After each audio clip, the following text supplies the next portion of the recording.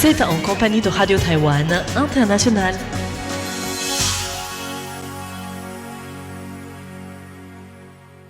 Bonjour à tous et bienvenue sur l'antenne française de Radio Taïwan International.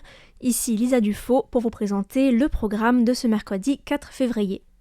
Aujourd'hui, c'est François-Xavier Boulet qui vous présentera le journal de l'actualité, qui sera suivi du décryptage présenté par Meg Wang, qui s'intéresse au ressenti général des Taïwanais sur l'économie, malgré une croissance économique impressionnante enregistrée à Taïwan en 2025. Vous pourrez ensuite retrouver Sasa avec son émission Les joies de l'éco-construction, avec cette semaine la suite de la série sur l'architecture des Tso.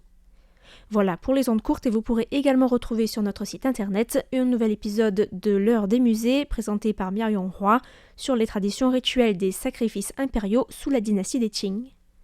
Je vous souhaite à tous une excellente écoute et je vous laisse sans plus tarder en compagnie de François-Xavier Boulet pour le journal de l'actualité dont voici les principaux titres.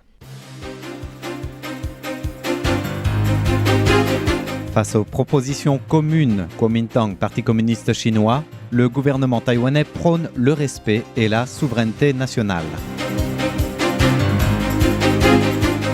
Minéraux clés, Taïwan renforce ses partenariats internationaux. Taïwan appelle à pédaler pour la liberté du Tibet. La compagnie taïwanaise Tiger Air signe 4 Airbus A321 Neo et annonce une nouvelle liaison aérienne. Bonjour et bienvenue dans l'édition de l'actualité de ce mercredi 4 février. C'est François-Xavier Boulet pour vous présenter le journal de la rédaction.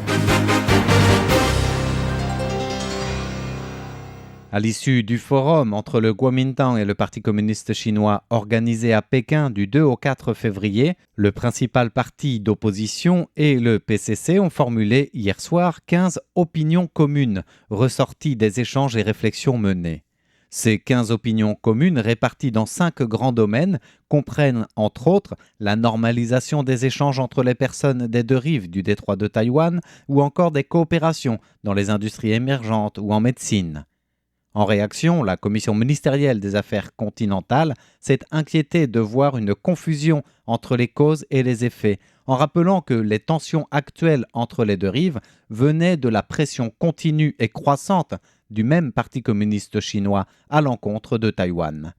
La Commission exhorte ainsi le Kuomintang à ne pas ignorer la véritable intention chinoise d'annexer Taïwan à terme, sous couvert de ces opinions communes présentées comme nouvelle base de possibles échanges entre les deux rives.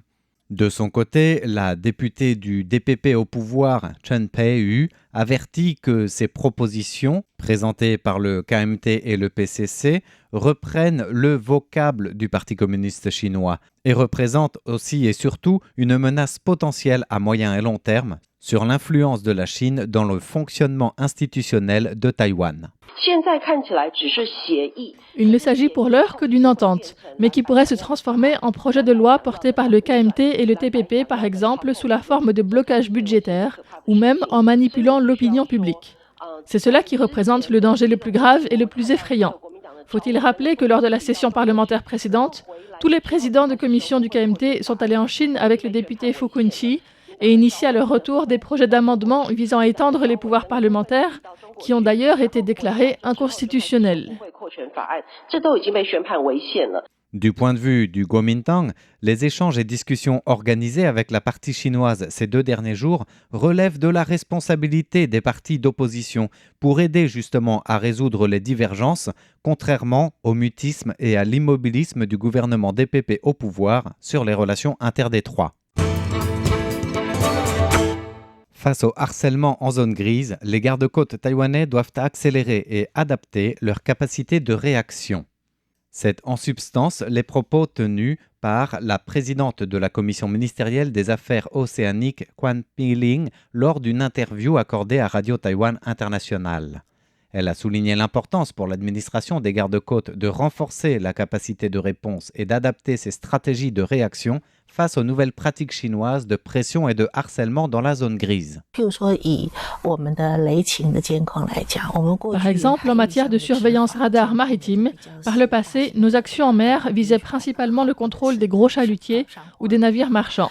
Cependant, avec la nouvelle forme de harcèlement en zone grise, aujourd'hui qui implique la contrebande à petite échelle, nous devons adapter nos dispositifs de surveillance et de renseignement.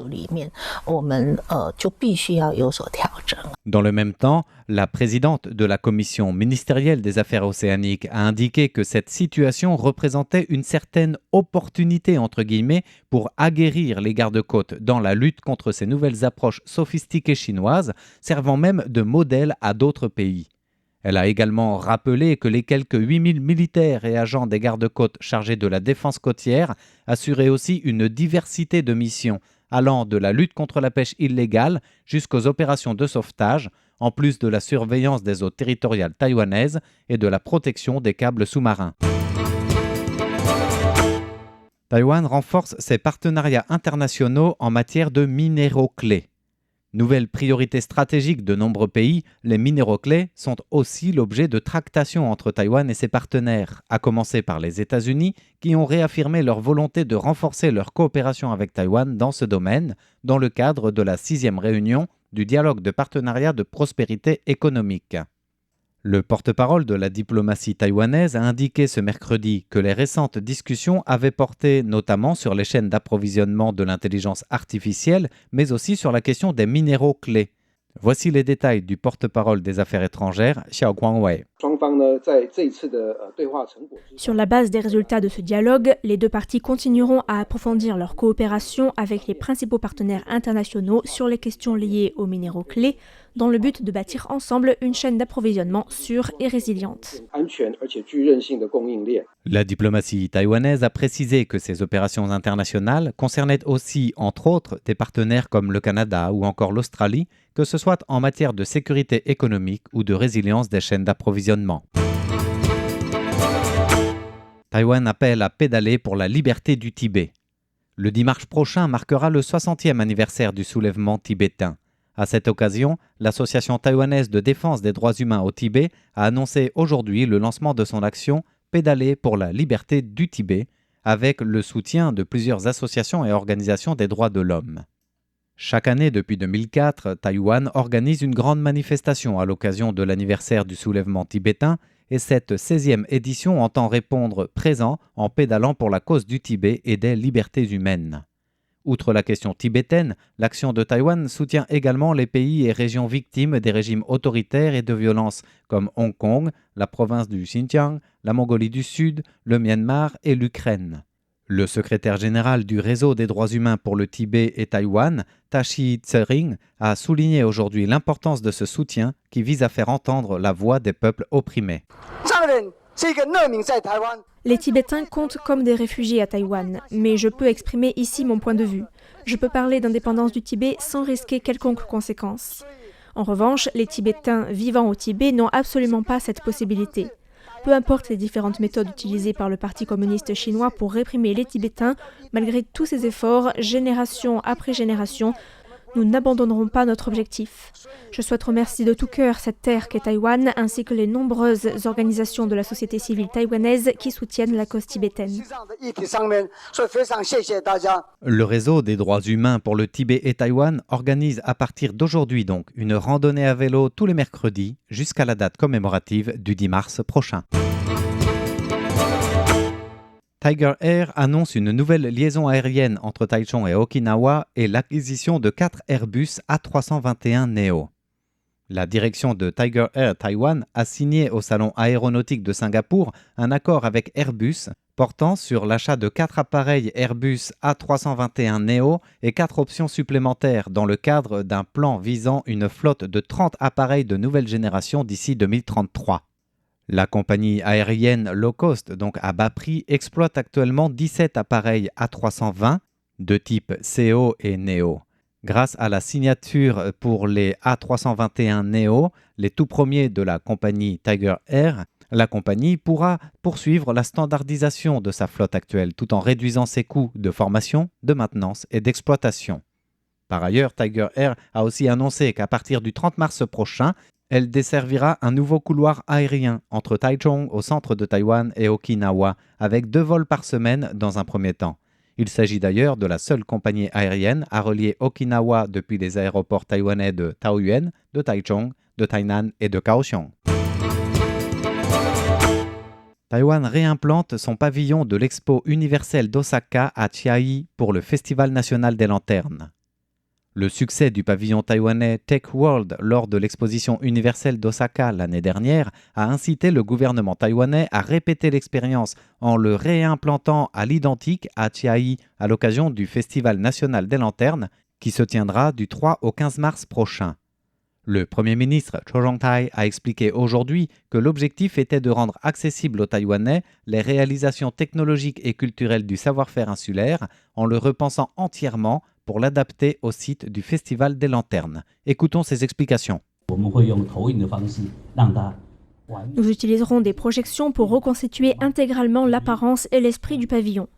Depuis la conception d'origine jusqu'à la refonte du design, en passant par le démantèlement, le déménagement et la reconstruction du pavillon, nous proposons en réalité une exposition entièrement nouvelle.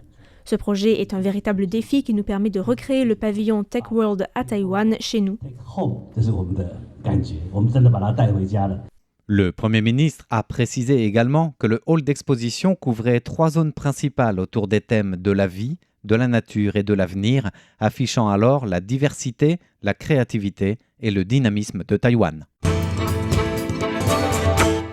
Première en Asie, Taïwan sauve un patient grâce à une aorte humaine cryo-conservée. La prouesse technologique est signée de l'hôpital universitaire national de Taïwan, qui a recouru à une technique innovante de transplantation d'aorte de donneurs conservée par cryogénie pour sauver un patient grièvement blessé. Une première en Asie pour cette technologie et une première mondiale en médecine régénérative sur un jeune patient gravement blessé lors d'un typhon.